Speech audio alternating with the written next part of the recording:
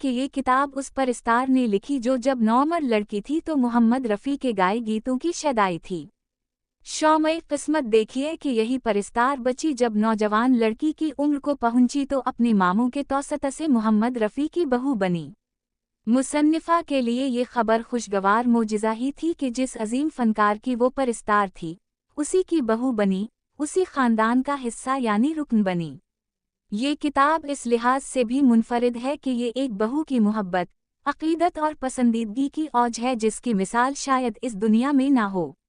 کتاب کا آخری باب، مصنفہ نے اپنے شوہر خالد رفیع کی موت پر لکھا ہے، مگر آخری سطور یوں قلم بند کی ہیں کہ محمد رفیع ایک عظیم گلوکار تھے، جیسے ایک عظیم انسان ہو سکتا ہے۔